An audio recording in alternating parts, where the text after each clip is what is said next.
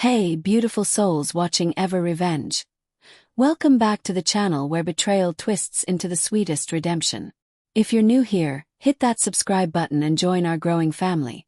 We're just 1K strong away from unlocking epic exclusives like behind-the-scenes revenge breakdowns.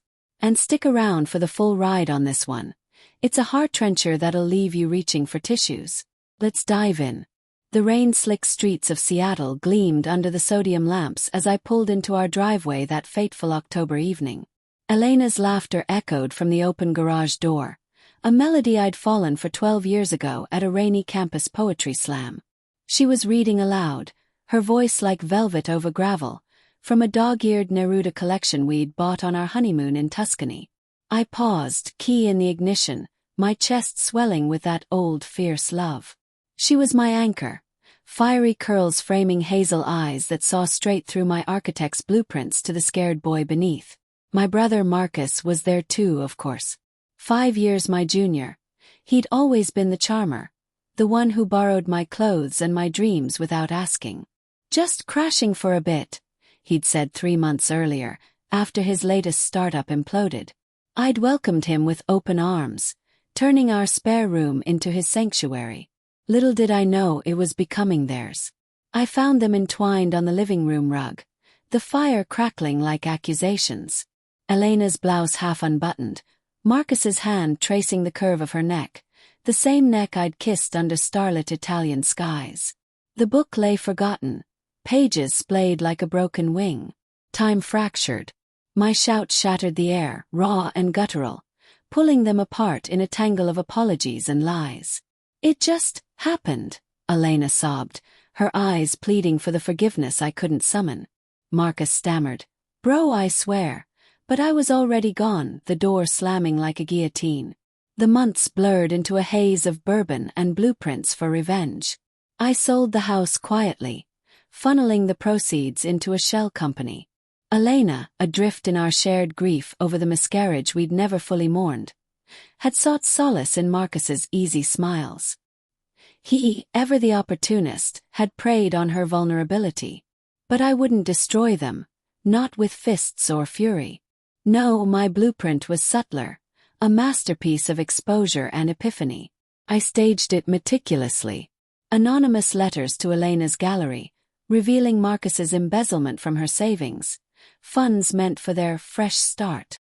Whispers to his venture capitalist contacts, painting him as the fraud he'd always skirted being. And the coup de grace, a forged love letter in my handwriting, confessing a fabricated affair of my own, left where Elena would find it during a surprise visit to his new loft. It wasn't cruelty. It was a mirror, forcing them to confront the shards of trust they'd shattered. The night it unraveled, I watched from the shadows of a coffee shop across the street.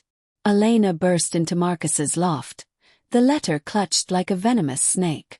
Shouts pierced the drizzle, accusations flying, then crumbling into confessions. "I thought he never saw me," she wept, collapsing against him. "And you made me feel alive again." Marcus, stripped bare, pulled her close. "We both broke him. God, what have we done?" Through the fogged window I saw it. Not rage but reckoning. They clung to each other, tears mingling on cheeks flushed with regret. Marcus whispered of amends, of finding me, begging forgiveness as a family. Elena nodded, her hand on her belly.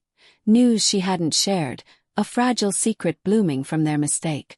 In that moment, my revenge didn't divide. It distilled them.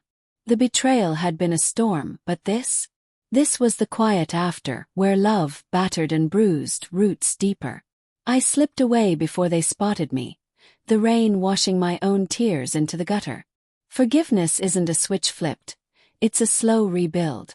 But as I boarded the ferry to the islands, Elena's final voicemail hummed in my pocket. "We were wrong, love. Come home. Let us make it right." And for the first time in months, my heart dared to hope. Phew, what a roller coaster of the soul, right? If this tale of betrayal, revenge, and that unbreakable thread of love tugged at your heartstrings, smash that subscribe button for Ever Revenge. We drop these beautiful revenge stories every week to remind you that even in the darkest twists, healing awaits. Drop a like if your team reconciliation, comment your own heartbreak survival story below, and turn on notifications so you never miss the next one. Thanks for watching till the end. You're why we do this. See you in the comments. Heart emoji.